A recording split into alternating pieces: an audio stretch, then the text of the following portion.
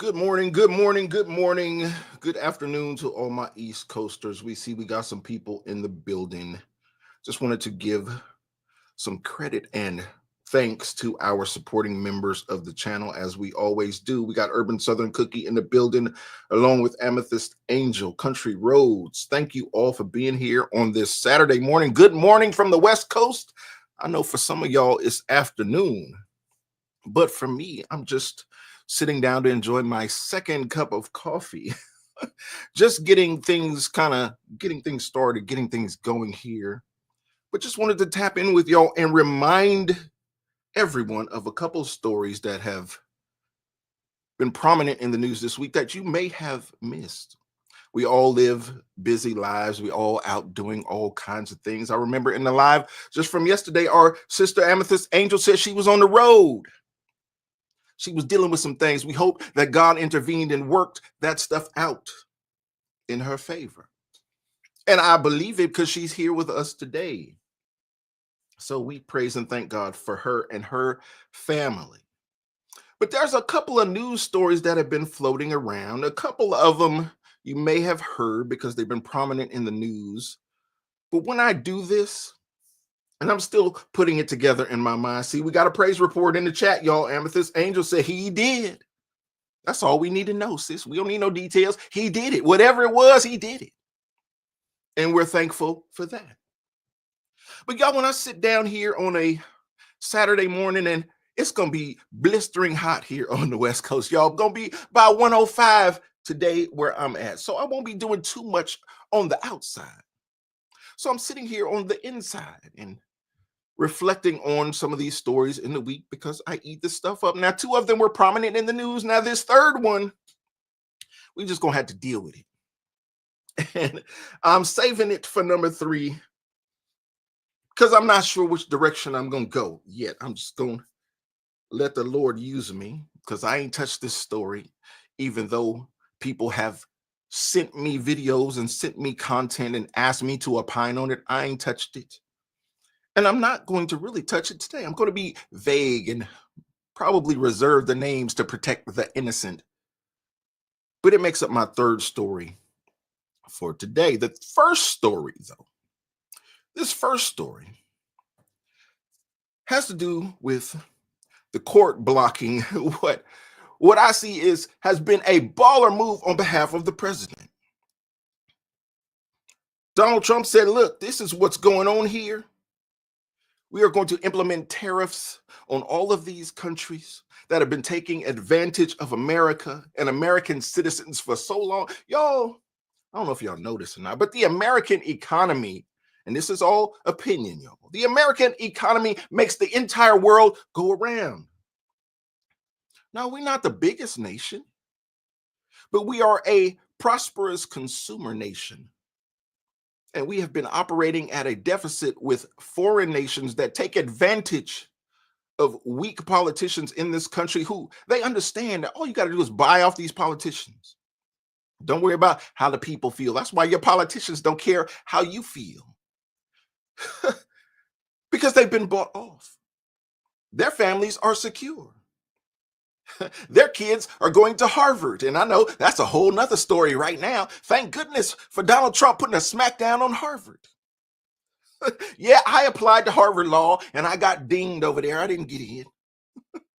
I ain't taking it personal. I'm just saying. But these tariffs, y'all, have been pivotal in Donald Trump's negotiation strategy. And he's admitted it. He's not hiding the ball. This is the man who wrote The Art of the Deal. He knows how to negotiate, he knows how to bargain. And he's saying, listen, America as a consumer society, we are benefiting all these countries around the world. Oh, yes, Amethyst Angel says the WEF is shaking in their boots. They are so scared right now. They don't know what to do. With this Yankee president, they don't know what to do. Everybody had already packed it in because they thought the fix was in for the Democrats. Nobody thought that Donald Trump would retake the White House. The cards were stacked against him, but the American people said different. Thank God for that. Thank God we are in the position that we're in, but we have been operating in an international economic climate where countries have been benefiting by the fact that they could sell their products into America tariff free, no tax, just free. And in many cases, you couldn't, if you were an American company, you couldn't sell your product in certain countries. They wouldn't even allow it. We're not talking about just them putting a tax on it and putting a tariff on it to sell in their country. It just wasn't allowed altogether. We were locked out of certain economies. Donald Trump gets in, he says, I'm going to turn that thing around. I'm going to fix the situation. And everybody got upset with the man. And all he's trying to do is negotiate a fair deal for America and saying, listen, we are approaching $37 trillion in debt. The only way to turn this thing around is to turn it around because these politicians are going to run us straight off the cliff if we keep doing what we've been doing. Well, seems like the whole world was up in arms. Stock market up and down, things in turmoil all over the world because America says, hey, now we're going to tax you the same way you've been taxing us. You don't agree to it, you're not going to be able to sell here. Well, we know that your country's economy will collapse if you can't sell here. Our sister Amethyst Angel, she got away with words. She said Trump has slit the arteries of the global order. Oh my goodness, blood everywhere. It's a crime scene out here. Amethyst Angel. Y'all, let's get to this story. In case you missed it, Trump tariffs have been struck down by the courts, and they're going to fight it out. These things are going to go back and forth. They're going to be tumultuous times ahead. I've said it before. If you follow me for some time, you've heard me say it. Don't get too comfortable in any position because things are going to be up and down for the foreseeable future. And I know there's some things that Trump has up his sleeve, y'all. There's some things that he has in his bag that he's just holding out on. You know why?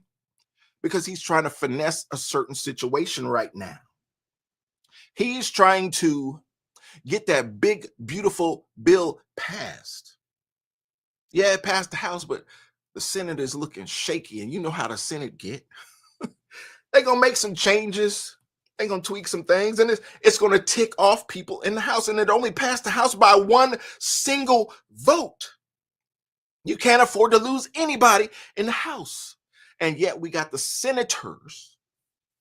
Y'all, that's why I'll never be a Republican. These people work my nerves. You know, that reserve nerve that we keep way back there in our secret place so that can't nobody get to it to really set us off. The Republicans work my reserve nerve. And here we are, where Senate Republicans are saying they want to change the bill. They want to do this, that, and the third to tweak things, and they're going to send it back to the House. They are creating a mess to where this bill is not going to look anything like it was supposed to look. They all, listen, y'all, I know people in my personal life who have asked me and said, hey, what happened to no tax on Social Security? Well, have a seat. It's a long story. We got to talk about these feckless, there you go, Amethyst Angel, these rhinos. Yes, we got to talk about them in order to tell you what is going on. Well, what happened to no tax on tips? Now they're saying no tax on cash tips. Yes, that's what happens when the Republicans are in power. They are sure to let Americans down time and time again. So that's what we're dealing with. But we know that Trump is just trying to get that bill passed because he needs to fund some things. Then he says he's going to work on codification of some of the executive orders and some of the things that Doge has accomplished. But he got to get that bill passed, y'all. This is the big thing. Some things got to be funded. And he wants those tax cuts to be permanent. Well, in the midst of all that, y'all, I ain't trying to keep y'all. We're going to be out of here in just a few minutes. But in the midst of all that, those tariffs are part of his economic plan. He put them in place.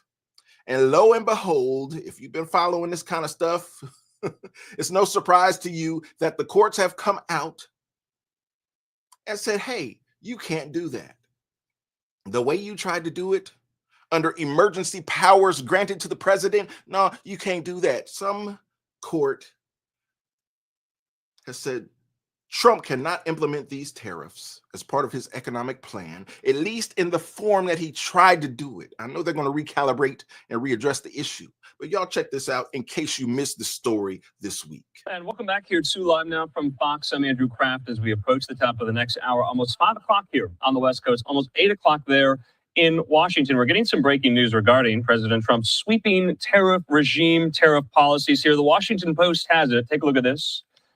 That the Court of International Trade ruled today that President Trump exceeded his authority in imposing tariffs on all imported goods. The president invoked a 1977 law that granted him emergency powers over the economy. So the ruling, this is from a 3-judge panel. This is a New York-based court. It's called the Court of International Trade. And as you know, it came after several lawsuits arguing Trump has exceeded his authority. It left U.S. trade policy dependent on his whims and unleashed economic chaos. So the court wrote this, referring to that law in 1977. It's known as the International Emergency Economic Powers Act. They wrote this, that the worldwide and retaliatory tariff orders exceed any authority granted to the president by IEEPA to regulate importation by means of tariffs. Now, the White House did not immediately respond to a message seeking comment to the Associated Press. The Trump administration, though, is expected to appeal. Now, remember, some weeks ago, we brought you word that many, especially Democratic state attorneys general, had filed suit in this very body with this outcome in mind. And it does seem like they got somewhat of a reprieve here with the rationale that many of the tariff policies were hurting the economies of their states. Now, at least 7 lawsuits are challenging the levies. These are really the centerpiece of Trump's trade policy. Tariffs must typically be approved by Congress, but the president says he has the power to act because the country's trade deficits amount to a national emergency.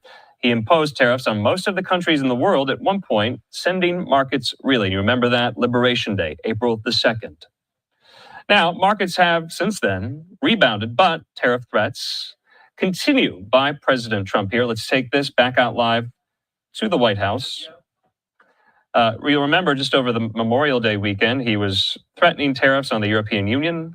He was threatening tariffs on a specific multinational corporation, Apple, with the goal of Tim Cook, the CEO of Apple, bringing more of this production of many of Apple's products back stateside to the United States here. So we're going to hopefully get some type of reaction from the White House.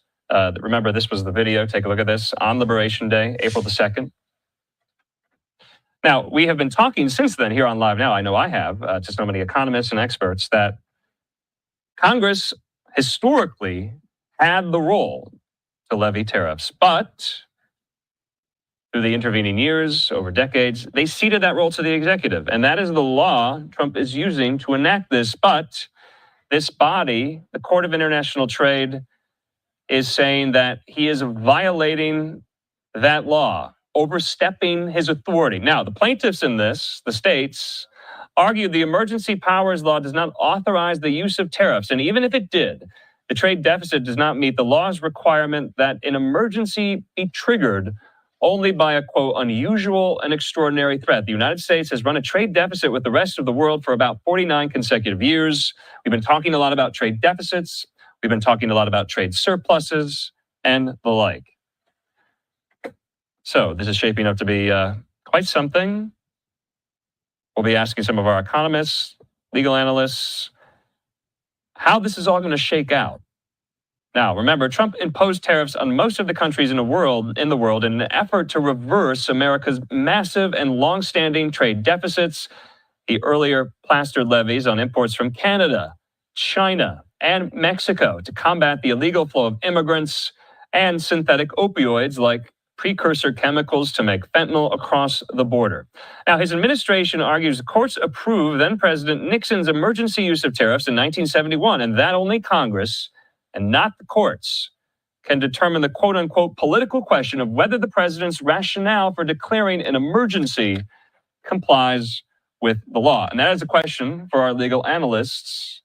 Does having a trade deficit with the country constitute a national emergency that needs to be corrected?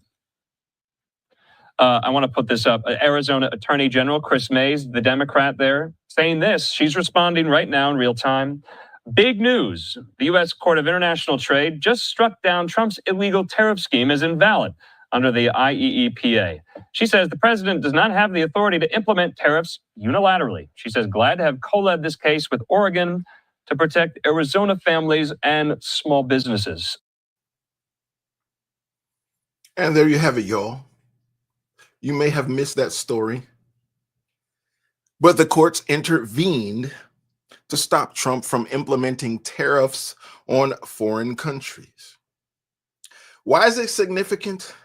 Because that is a part of his negotiation strategy to get America on the right track. And I understand, y'all, we're facing a crazy deficit. America is on the precipice of fiscal failure. But we got the right guy at the right time in the right place to get these things in order. I'm glad to have voted for him 3 times. And I hope that he can get it done with his policy projections and the way that he's trying to take this country. And I understand, you listen, Mother Trucker 1971 is in the building. You beat me to it because that's sure enough where I was going. I had never heard of this court of international trade. But we got all kind of funny courts, all kind of secret courts that do funny things. So for this court that we had probably never heard of to step out and just say, oh, well, we're going to stop the president's agenda. Well, of course he was going to appeal it now, wasn't he? Does Trump ever take a L just lying down, just sitting there? No, not never. In the history of this man, as long as I've been following him, which is at least a couple decades that I've been following, rocking with Donald Trump. He doesn't take any L's laying down. So he appealed it, and immediately the appellate court stayed the decision of this little, excuse me, y'all, of this little funny court. This little court of international trade has got a smackdown by the appellate court, and their ruling has been stayed during the appeal, which frees up Donald Trump to do exactly what he wanted to do, what he needs to do in order to negotiate. Listen, y'all, listen. I don't know if y'all understand this, but if you have never studied international politics, then it's hard. It's going to be hard for you to understand that not every other country in the world gets down like America. Do you understand how blessed you are to be in this country? That's why I trip so hard when I hear other people talking about what they're going to do in other places and going back to the motherland in other places and doing other things. You don't understand how good you got it. Maybe that's exactly what you need to do, is travel the world and find out that some of the freedoms that you enjoy here in America, some of the freedoms that you take for granted here in America, don't exist in other places in the world.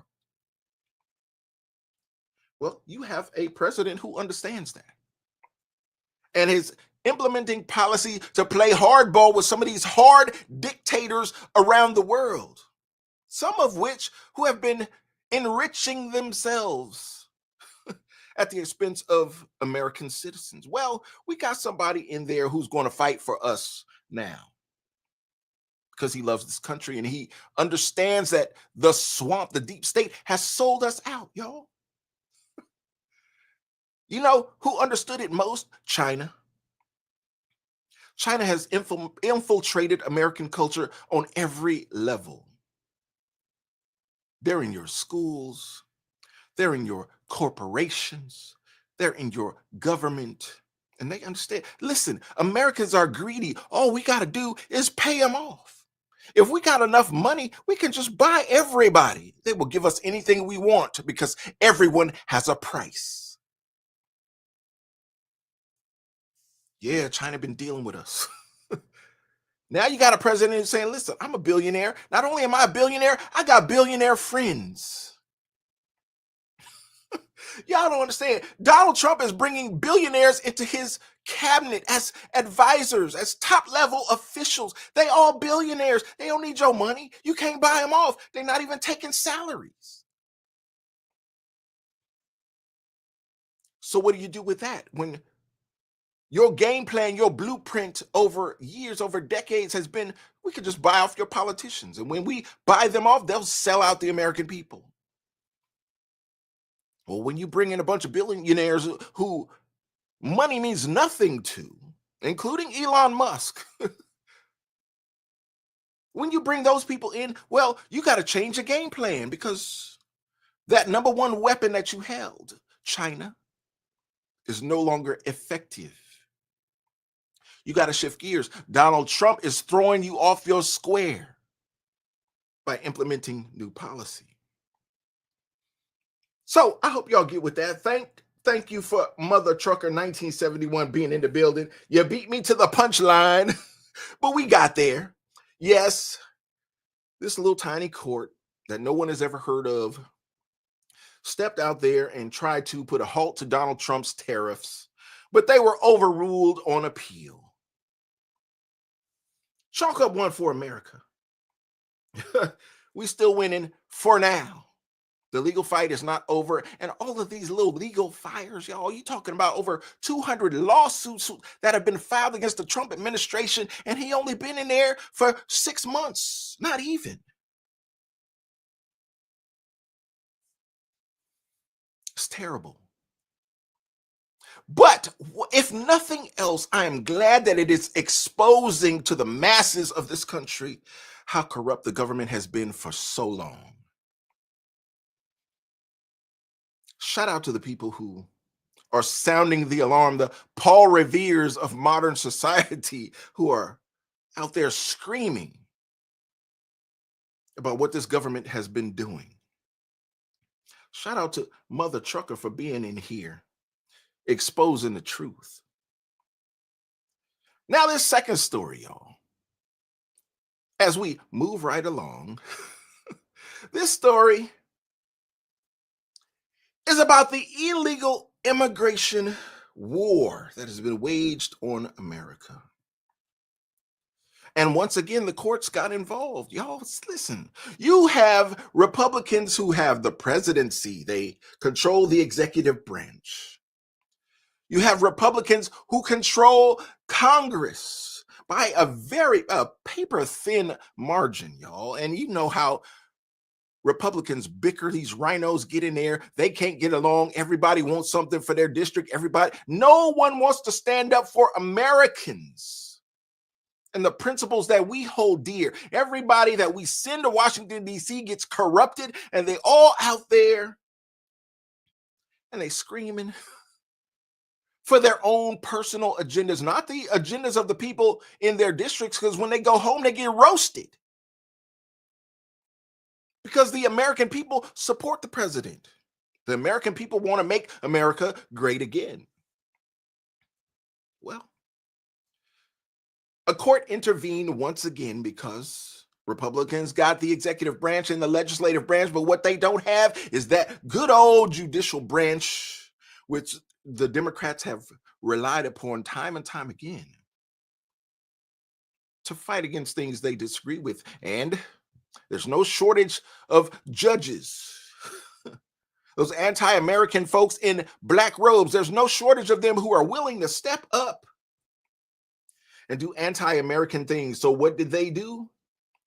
Well, some little district court judge somewhere said that Donald Trump can't deport illegals, who are criminals, who came here under Joe Biden's administration. And we know Joe Biden was checked out. Y'all, this is going to be, listen, we talking about stories.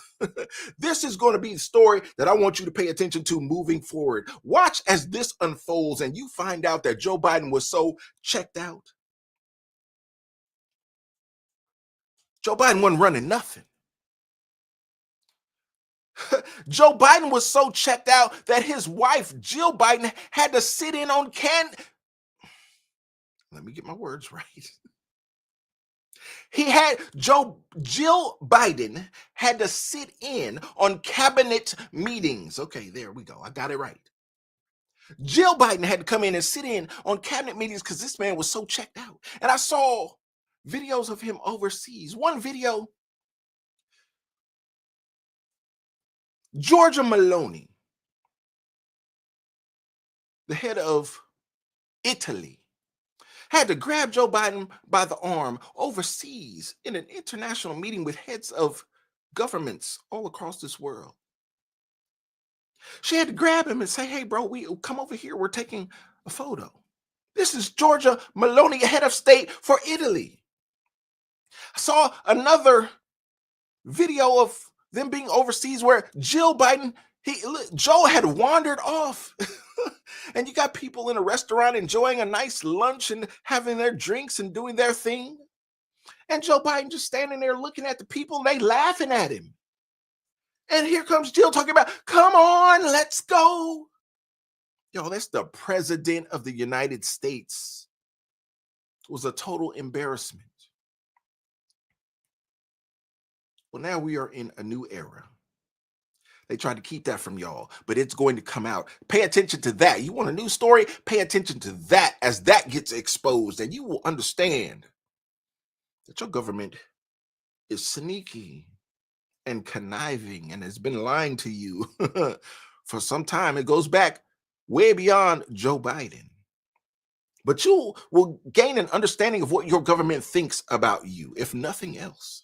And that's all I need you to understand, because that's going to give you some perspective in how you should feel about your government. And you look at the both sides of that coin and know both wings on that same bird, and you're going to say, you know what? I think I'm going to be an independent too. You will come to the understanding that I came to years ago and said, I ain't with none of these parties. They all whack. I'm just going to sit here in the middle, judge them both with a side eye, because that's all they deserve. And we're going to give them what we give them. We're going to say, hey, Eddie Murphy once said in a comedy skit, if it's already determined that I got to have a foot up my rear end, and I'm editing, y'all, I get it. But this Eddie Murphy, he said, if it's already determined that I got to have a foot up my rear end, the only question is, who got the smallest shoe? And that's kind of how I look at politics, having studied it, having a degree in it, having focused on it for so many years. Amethyst Angel says, James O'Keefe exposed Jill's chief of staff. Yes, I saw that story. I'm waiting for that to unfold. Yes, that David Hogg was caught on a hot mic, and it kills me how James O'Keefe keep catching these people. I don't know what this dude is doing. I'm trying to figure out, where's he hiding the camera? Is it in a tie clip? Where's the camera that no one is able to see it? He's catching everybody. Where's the microphone? I find it amazing. The dude is doing amazing work. But y'all, this next story says the Supreme Court lets Trump end deportation protection for 500,000 immigrants from Cuba, Haiti, Nicaragua, Venezuela. Why? Because the court stepped in, as these district court judges are doing in their little tiny districts, and they are placing edicts over the entire country. They are trying at least, to determine international policy. They're trying to hamstring a president of the United States, y'all. Well, when these things get to the appellate court smacks them down, as they should, and they say, hey, you can't do this. We ain't having this. Y'all are out of bounds. You are out of line for even ruling on this, because it is outside of your purview. little district court judge in your little tiny district in Podunk, Alabama somewhere. Sorry, Alabama. Shout out to y'all. We love Alabama. But I'm just saying, in the middle of nowhere, your little tiny district. Our sister Amethyst Angel with the 5. Thank you for your support. Sis says, to be an independent is to be a member of a party. Well, yeah. We should be able to vote as unaffiliated. Wouldn't it be nice? Amethyst Angel, if we could put together an independent voting block and vote, well, see, politics is so complicated. Yes, it would be nice if it could be that simple, but you know they are going to interject so many issues into that agenda that will have us fighting each other as independents. But I wish we could do something like that. Y'all, let's get into this story. Thank you for the 5, sis. Because the Supreme Court had to step in. And y'all let me know in the chat before we even start the video. We're gonna get to the video and let it run. But if you know who the dissenting voice was on that SCOTUS, y'all put it in the chat. Because before I heard this story, I anticipated who I thought it might be based on the information that I know keeping up with the Supreme Court and all these independent justices. Yes, sis, Amethyst Angel, you sure right. There's a reason votes are private. Most definitely, 100%, I agree with you there. Let's get into this story. Let's deal with it. Because the Supreme Court had its say. But even in it having its say, there was a dissenting voice that I expected based on what I know of this judiciary. And, well, she did not let me down in this instance. A new ruling from the U.S. Supreme Court. The justices will allow the Trump administration to end deportation protections for 500,000 immigrants from Cuba, Haiti, Nicaragua, and Venezuela. CNN Chief Supreme Court Analyst Joan Biskupic joins us now. What more do we know about this, Joan? Good to see you, Pamela and Wolf. This is the second time in this month that the Supreme Court has intervened in a case at an early stage and said that the Trump administration can start rolling back deportation protections for certain groups of migrants. As you said, this one involves Cuban, Haitian, Venezuelan, and Nicaraguan migrants who are here, nearly 500,000 people who had been granted a type of humanitarian parole during the Biden administration. But the humanitarian protections here go all the way back to the 1950s. But for this group of migrants, that has now been lifted. And the merits of the case will continue in lower courts, Pamela. But for now, it really gives the green light for the Trump administration to begin deporting people. And earlier this month, there were hundreds of thousands of Venezuelans who were at stake in a separate temporary protected status case who also lost at this initial stage. The Supreme Court's order was not signed. There was no explanation. Only 2 justices broke off to dissent, liberals Sonia Sotomayor and Ketanji Brown Jackson. But certainly what the Trump administration has been getting, at least in these types of deportation cases, is a green light from the Supreme Court. As you know, an administration has broad powers over immigration, but the legal issues go to how quickly they can roll back things, if there's been sufficient notice, whether they've followed proper procedures, and those questions will continue. But for now, it's definitely a win for the Trump administration. For the second time this month, the U.S. Supreme Court has handed the Trump administration a win in its battle against immigration. Happening a short time ago, the court said it would allow the Trump administration to suspend a Biden-era program that allowed 500,000 immigrants from Cuba, Haiti, Nicaragua, and Venezuela to work and live in the United States temporarily. The White House Deputy Chief of Staff had this to say about the ruling. It is not the job of a district court judge to perform an individual green light or red light on every single policy that the president takes as the head of the executive branch. This is the most litigated issue over the last 10 years. Over the last 10 years, whether or not to deport the foreigners who invaded our country illegally. That is the most litigated issue. You want a democracy in this country? When Americans vote, when they cry out and they beg for a president to come and save them from this invasion, and some district court judge in San Francisco or Manhattan or Los Angeles tries to shut it down and shield these foreigners from deportation. Priscilla Alvarez joins us now live from Washington with the details. So we're talking about 500,000 immigrants here who came to the United States and were accepted under President Biden under the guise of humanitarian parole is their status. Now they're going to lose their work permits, Priscilla. And what does that mean in terms of their status here? Are they going to have to leave immediately?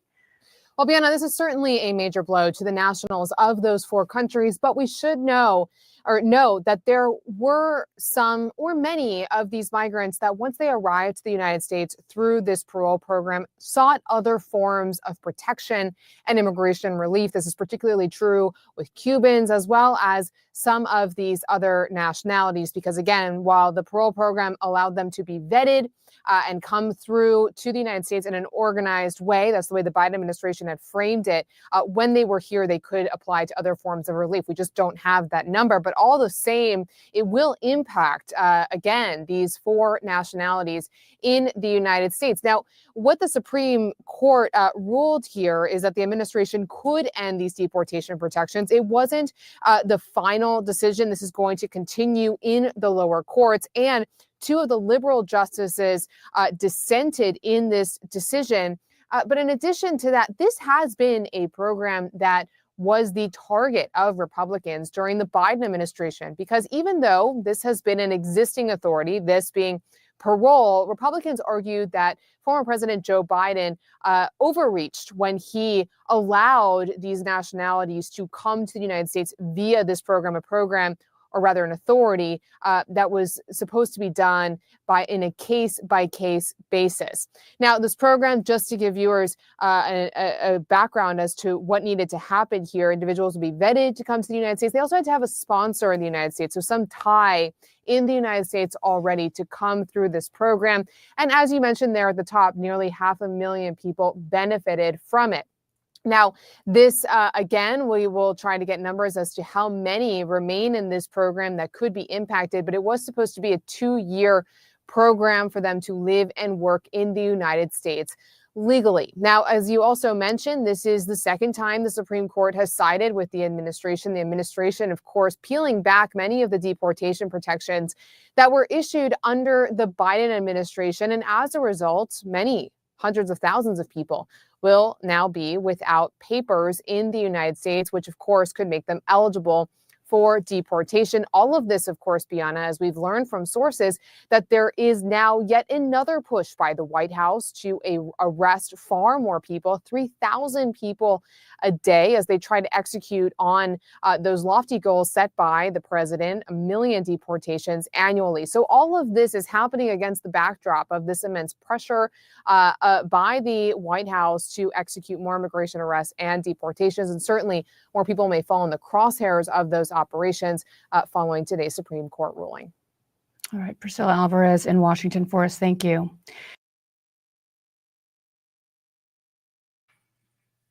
And there you have it, y'all. And I'm loving the commentary by our sister Amethyst Angel. Listen, there are several people in my chat who all have wrenches. They are all moderators in this situation, and I'm hoping that they are inspired at some point to get out here on them folks' platform and start their own situation, because when I hear them lend their voices, whether it be an Amethyst Angel or an Urban Southern Cookie or several others, I'm so inspired. I wish I could just tune into YouTube and watch y'all. Because when you say things like you've been saying in the chat today, our sister Amethyst Angel, I get it. I understand. I know that you have a deep understanding of these situations, and I want you to just be able to opine on it and spread the good news from your perspective. I would love it. I would eat it up. Slick Rick in the building says the problem is there are too many people amongst the voting population who are uninformed, misinformed, or clueless. I agree. They need to bring back poll taxes and literacy tests. Ooh, well, that would be a problem, especially in my state where they don't focus on literacy at all. In 2025, your kids are suffering. Listen, I just had a conversation this morning. Oh, there you go. Urban Southern Cookie says, my brother and I are going to start a podcast very soon. I love it. Please give my regards to your wonderful brother. Tell him I said hello.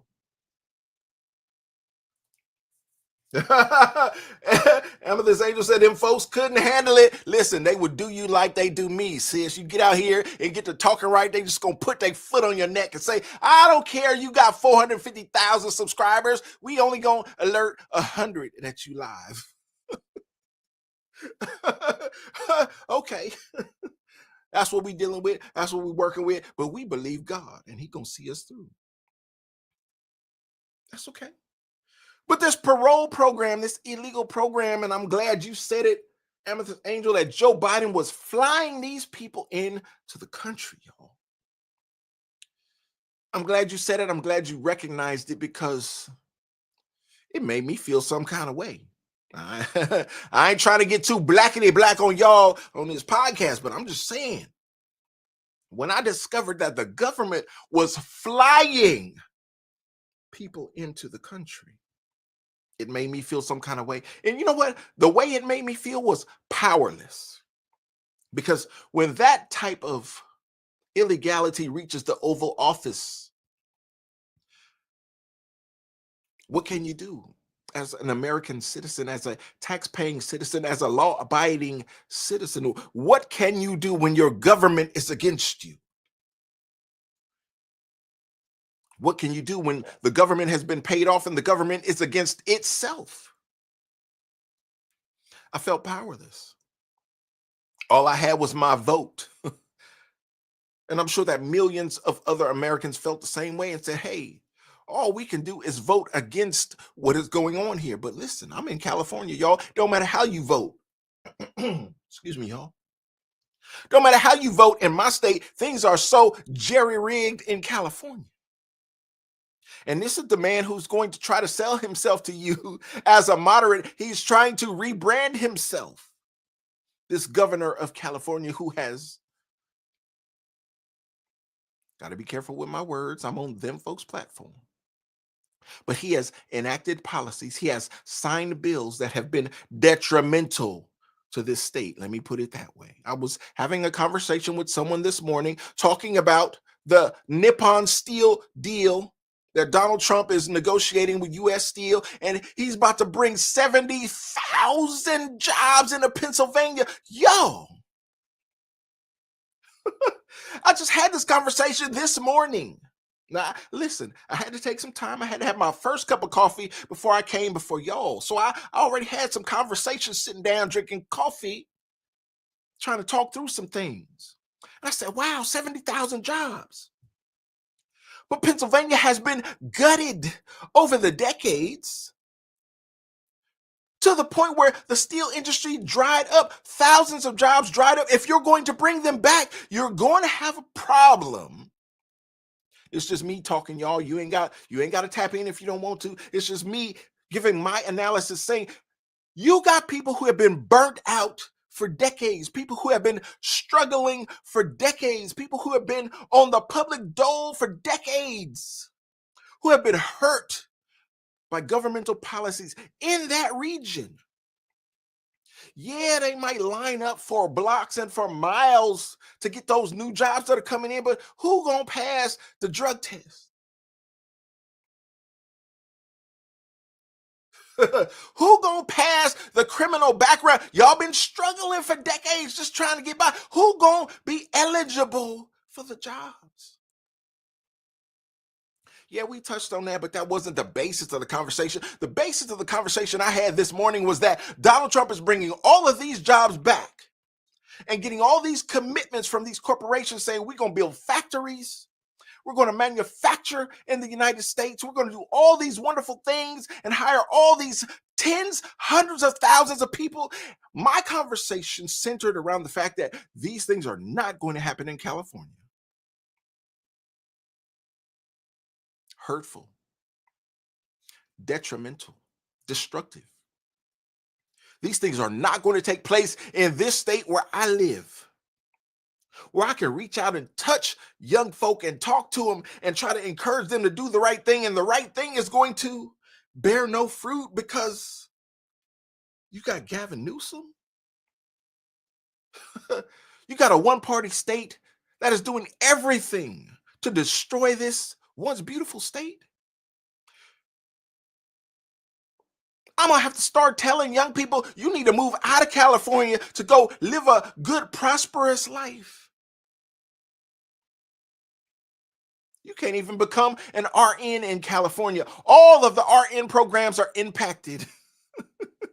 You can't even be a registered nurse here. So you got people who are crossing state lines going to get their RN certification in a different state and then coming back to get some work. All the programs are impacted. UC, CSU, community college, they're all locked up. You can't even get in. Crazy times, y'all.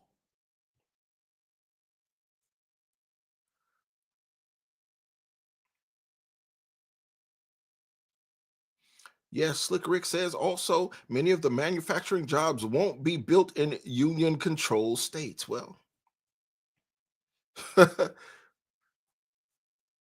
the unions are not innocent in all of this either. You got unions who are driving up minimum wage in my state of California. Why? Because they want to unionize employees, even in the fast food industry, so they can get a piece of that salary, so they can get union dues from the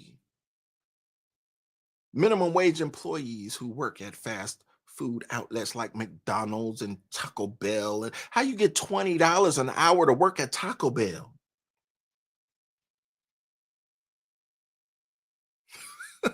How you get $20 an hour to give me fries that have been sitting up under the warmer for 10 hours? Bro, when you came into your shift this morning, the fries was sitting there. And somebody gonna give you $20 an hour to scoop them fries up hours later and give them to me like it's something I should be consuming into my body? Yes, Urban Southern Cookie says, look at the union mess that's going on at Starbucks. They tripping because they can't wear what they want to wear. Listen.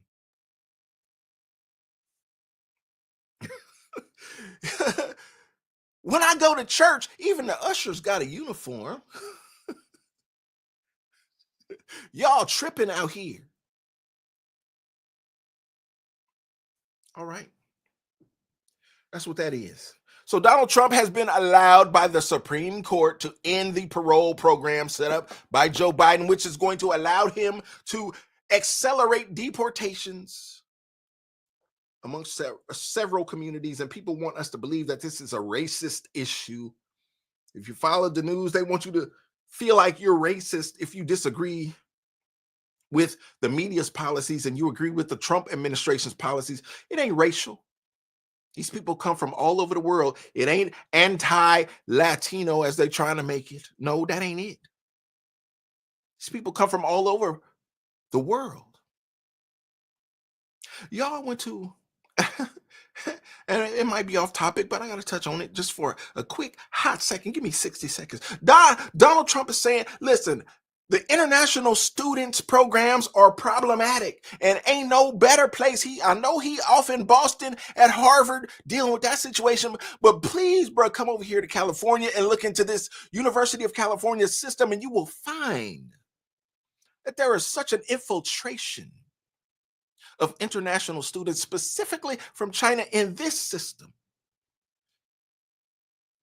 that it must be uncovered. It must be dealt with. But I went to grad school in the Midwest, y'all. I had a classmate who said, I went to high school in a trailer in the middle of a cornfield. I said, oh my God, y'all from California. I had never heard of such a thing. Are you serious right now? Are you Amish? What are you saying? Said my high school was a portable trailer in the middle of a cornfield. And here I am sitting next to you in law school.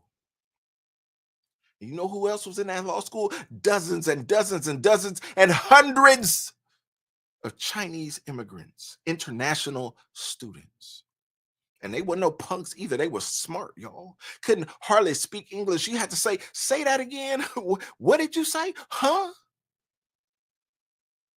Well, they knew what they said. They knew what they meant. They were smart. They were intelligent, but they were infiltrating American education. It was right there with us. And you would wonder, you would say, yeah, okay, if it's New York City, I could get it. If it's somewhere in Florida, I could get it. If it's somewhere in California, I could get it. Why y'all in the Midwest? Almost in the middle of nowhere. Who in your country is sending you here to do this? And who at this school is approving it? Somebody who's been bought off? Someone in administration who has taken a check behind the scenes, knowing that we can charge 3 times the tuition for international students? Okay, we get it. I'm gonna get off my soapbox there, y'all. I may have went over 60 seconds. I wasn't counting. I apologize for holding you over. Let's get to this third story, and I'm gonna let you go. Thank you, Urban Southern Cookie. I appreciate you, sis. Thank you for your support. Says, I'm almost tempted to go to the courthouse in the states that ICE are showing up at. Just watch and support them. Take your camera, sis. Pull out your camera phone. Get us some footage. We want to see. It would be exciting to see, she says. Wouldn't it?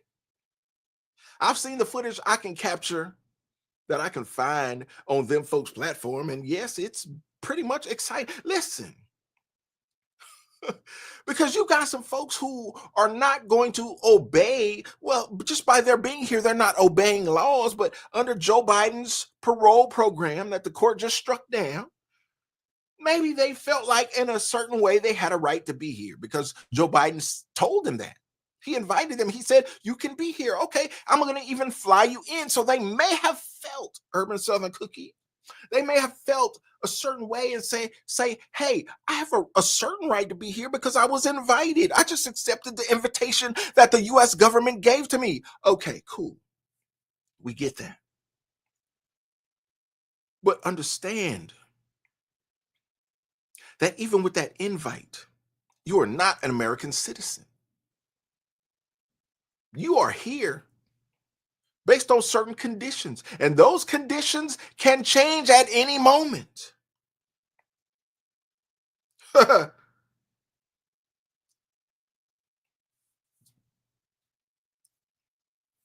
We trying to see what Mother Trucker's talking about. Has Mother Trucker switched up on this Amethyst Angel about to deal with it yet, bruh? Hey, walk circumspected here because these mods be modding. I'm just gonna let you know. Y'all, I'm gonna get off that because I know it's triggering to a lot of people. We ain't trying to get nobody set off in the chat. So let's move on to the last story. And I ain't got no news to back this story up, y'all, because this was a story that I saw on these internet streets that troubled my spirit. Now, if you follow me for some time, you understand that I was born and raised in the church. I am a preacher's child. I am a child of the church. I am a product of the Black church. So I just feel a certain kind of way about certain things. Ain't nothing I can do about it. It's who I am. Ain't nothing I can do about it. It's how I think. It's how I process information, even when I step outside of the church and go into the secular world, because I say it all the time. Y'all, we got to operate in a secular world, even though we are saints, even though we are children of God. We got to go out every day and operate in spaces that are not godly. And if you can't understand that, then I don't know. I can't get down with people like you. Where if I shake your hand and I say hello and you start speaking in tongues, I don't know who you are. Yes, we are not of the world, but we are most definitely in the world, and you got to operate on a day-to-day. So don't get in my face pretending like you so deep and you hold so holy and you so spiritual that we can't even connect. I came across this story that reminded me of Matthew 7. It says, judge not that ye be not judged. And we hear it all the time in church. I've heard it a million times in church. But it seems like everybody want to stop right there in verse 1. That is Matthew chapter 7, verse 1. Judge not that ye be not judged.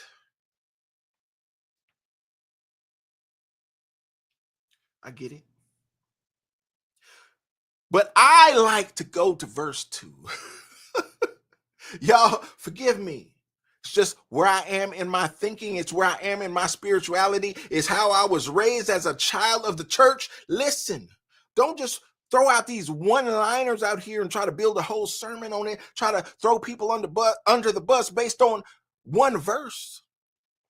Can we get a second or third verse to get some context to the situation? It says, listen, verse 2, we're going to include it this time. Verse 1 says, judge not that ye be not judged. Verse 2 says, for with what judgment ye judge, ye shall be judged. And with what measure ye meet, it shall be measured to you again. Y'all, you got to put that scripture in context. Judge not, lest ye be judged by the same standard that you are judging other folk. Are we cool on that?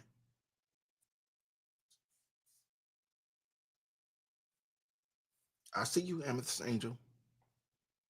We're going to get through this. Because this third story troubled my spirit because I connected with a man, and these things happen, y'all. You get out here on these internet streets and you connect with people on the internet and you say, hey, you're doing a good thing over there. You think I'm doing a good thing over here. Let's connect. Let's see what we can do. Can we work together? Can we collab? Can we put something together? The brother has been in my chat. Some of y'all may have seen him here. I was in his chat. Some of y'all may have seen me over there because I've seen some of y'all faces and other folks chat on the internet. I know we all be around looking at the same stuff, which is okay because it allows us to come into spaces like this and be able to communicate on a certain level. We ain't saying no names. We ain't got to say names. But this third story here, y'all, there is a gentleman with a YouTube channel on them folks platform, just like me. He ain't getting crushed like me, which is great. God bless him.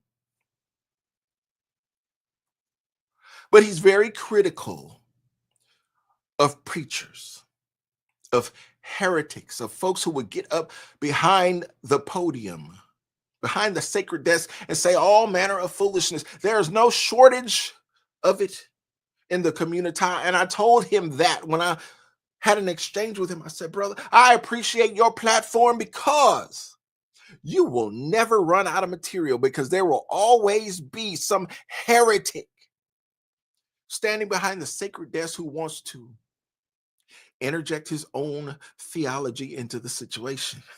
As long as you keep calling them out, we're going to be good. We need voices like that in the community to let us know when these people are out here not talking right, or at least even if they're talking right, they're not doing what they're supposed to do. Point it out.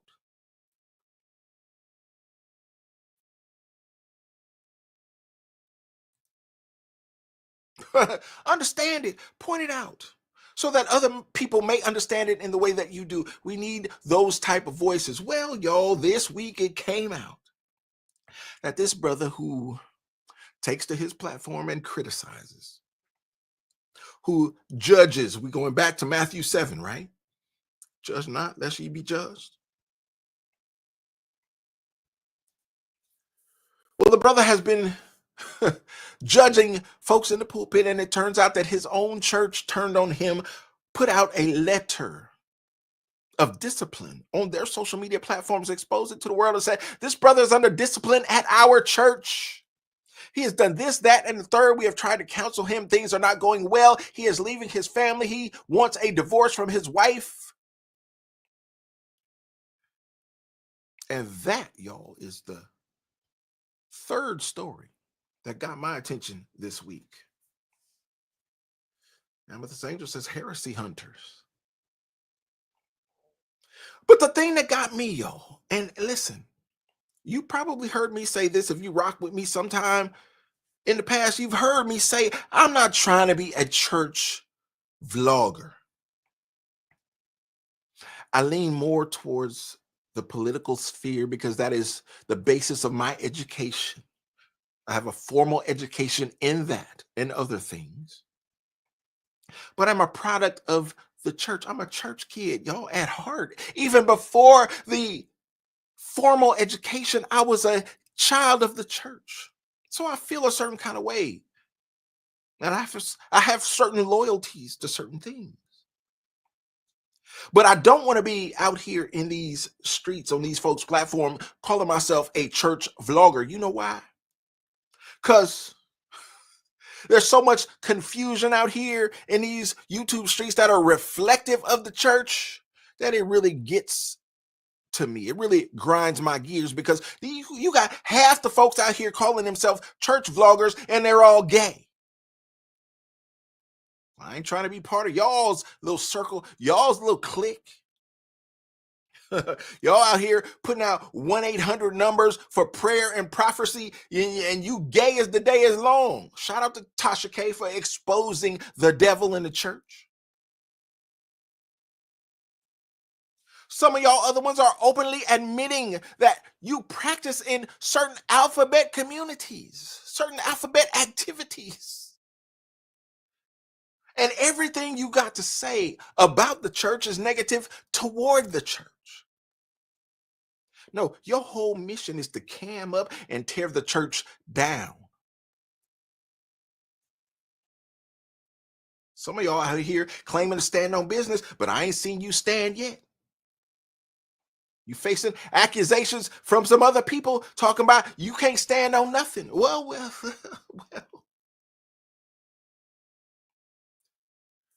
Amethyst Angels, I unsubscribed from his channel. Hypocrites trigger me. Listen, I was in communication with the dude. We said, oh, hey, I like what you're doing. You like what I'm doing. Let's get together. Let's collab on something. Let's put something together. That's how YouTube works, y'all.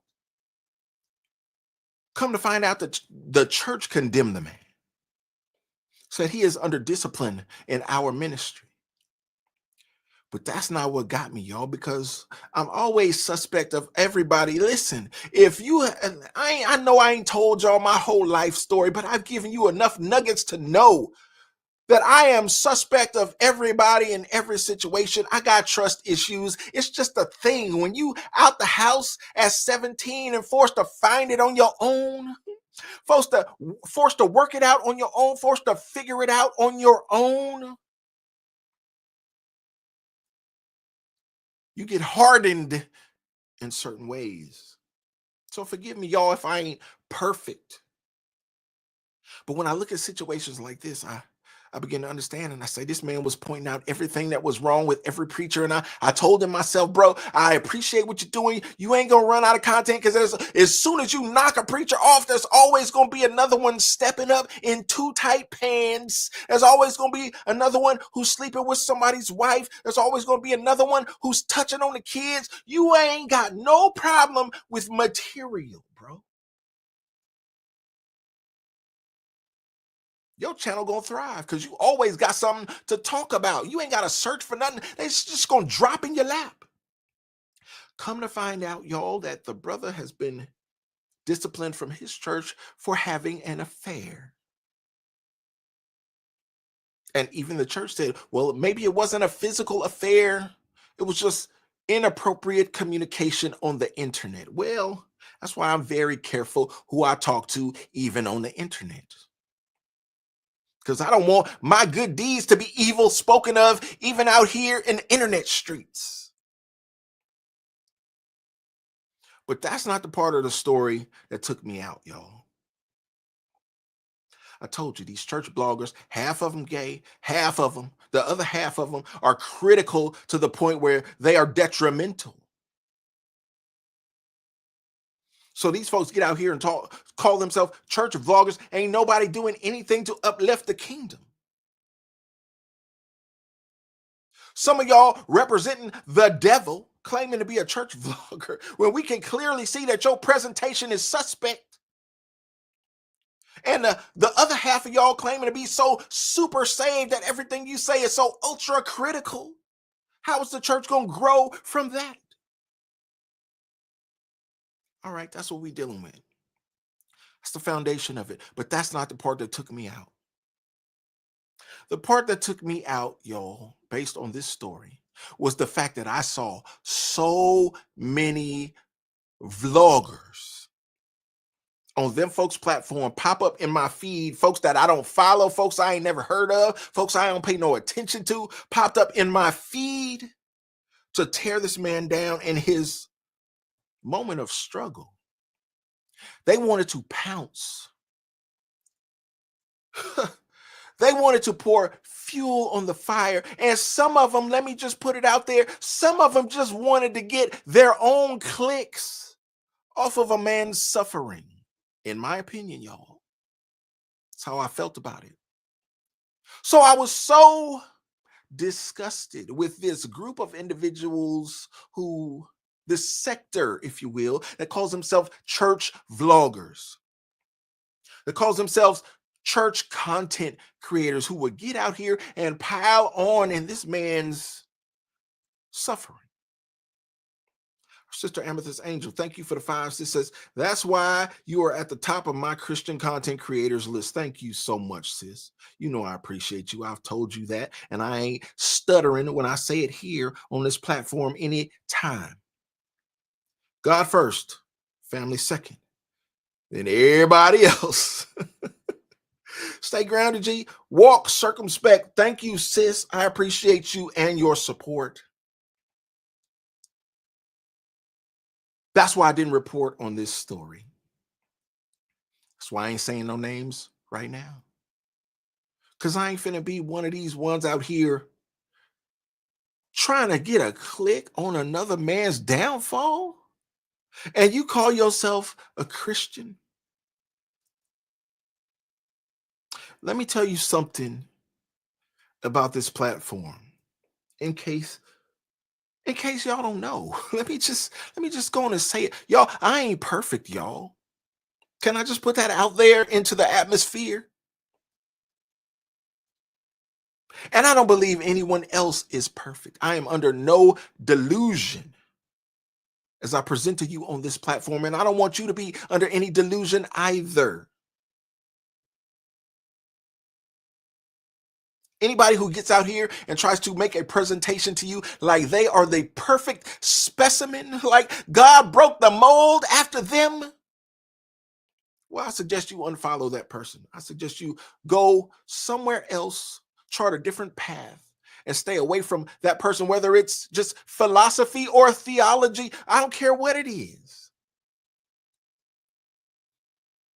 Old folks say, eat the fish and spit out the bone. It don't matter who you talking about, whether it be, listen, I ain't finna say no names, whether it be a prominent preacher or just somebody like me sitting behind a camera with a microphone popping off.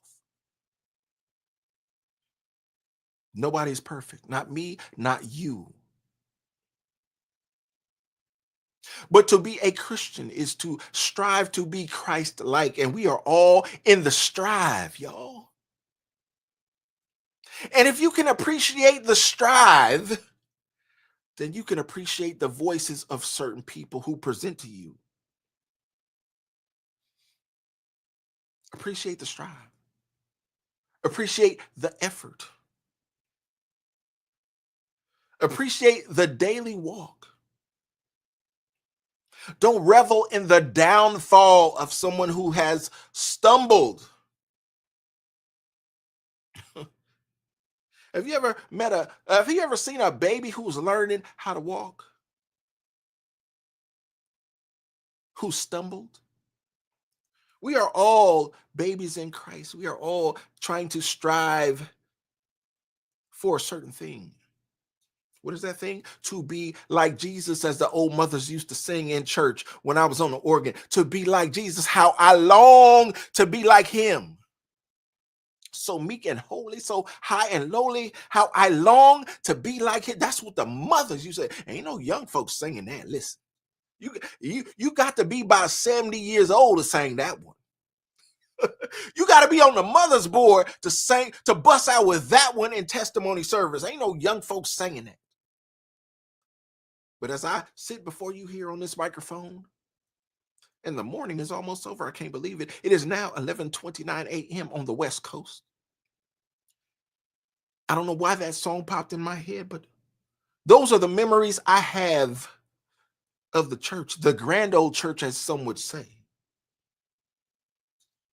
So I'm not out here trying to hang a man for his missteps. I'm not out here trying to destroy a man for being imperfect, as we all are. And I definitely ain't trying to gain no clicks off no other man's downfall. You ain't never gonna see me doing that. That is not who I am. You ain't never gonna see me out here trying to get a click. What you think a click is worth? What is a like worth?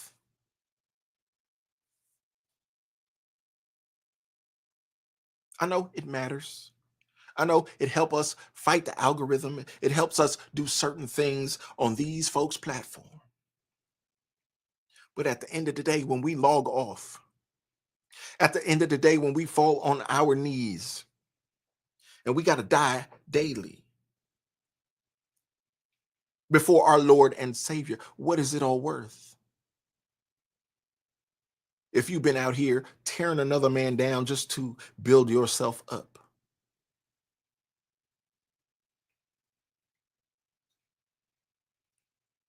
Shout out to the brother who's going through the struggle right now.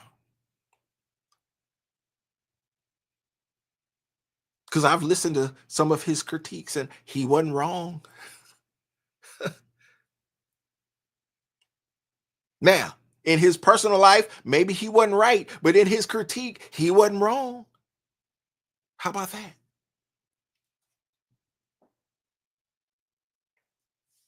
He was killing folks for exegeting the word, the text incorrectly, saying, listen, this thing you preaching over here, that ain't the word. That's not what the words say. You're interjecting self into this situation. Your theology is incorrect. He's critiquing the theology. Now folks are coming out and they're critiquing his home life, his personal life. I agree with you, Amethyst. All have sinned and fallen short. I agree. I ain't finna roast this dude. I'm not finna be off in that alphabet clique of church vloggers, and I'm not finna be in that ultra critical clique of church vloggers. Just like I am an independent voter, I will be an independent vlogger. How about that? Because what I see with these cliques don't appeal to me at all on one side or the other. And there are several other sides that we ain't even discussed today. Ain't no need to even bring them up. But everybody got a different perspective in the community, which is why we will never come together as one. Stop wishing for it. Stop hoping for it. Stop praying for it. It ain't going to happen. We are so divided that we will never, in my opinion, come together as one. And I'm okay with that. I need you to be okay with that and find your place in God for yourself.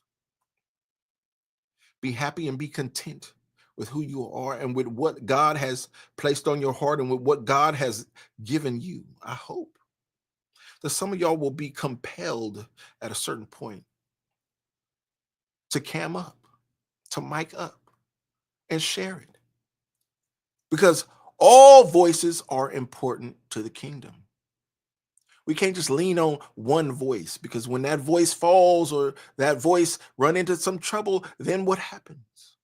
Everybody been leaning on that voice. No, we need as many voices as we can get in the kingdom out here, crying aloud and sparing not.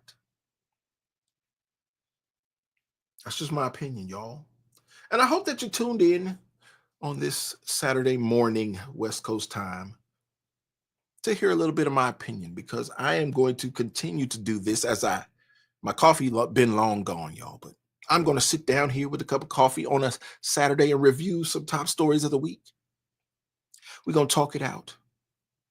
And I hope that y'all will give a like to the live so that we can work against this algorithm, and we'll see if God permits things to break through such that our subscribers on this channel will be alerted. Y'all, if you didn't get an alert and somehow stumbled across it, hit the subscribe button and hit the notification bell so you are notified when we go live in spaces like this. Appreciate y'all rocking out with me today. Thank you to Urban Southern Cookie and Amethyst Angel, our sponsors of the stream and our moderators on this channel. We appreciate them so much. I hope in my heart that they know that they are appreciated for the time that they spend with me here and the support that they have given me over the years. Y'all, they've been rocking with me for a long time. I appreciate them so much, and I hope they feel it. I can't say it enough. But I thank you all for spending some time with me here on your Saturday morning or afternoon, depending on where you are in the world. It has been my pleasure to come before you. I think I'm going to have another cup of coffee so I can really get up for the day. Pacers going to win tonight. That's just my prediction. Y'all see me on the next one and challenge me if I'm wrong, but I'm just saying the Knicks ain't finna do nothing tonight. It's over in 6. I appreciate y'all rocking out. Thank you for listening to me. Thank you for putting up with me. Thank you for our sponsors. Thank y'all for keeping the chat lively. We appreciate you all. Thank you to Mother Trucker for being a part of the conversation and also sponsoring. Ain't got no question, ain't got no statement. Just throwing your support behind what we do here, and we appreciate you for being a part of the conversation and supporting what we do. God bless you all. Thank you for rocking out with me on this Saturday, and I will see you on the next one.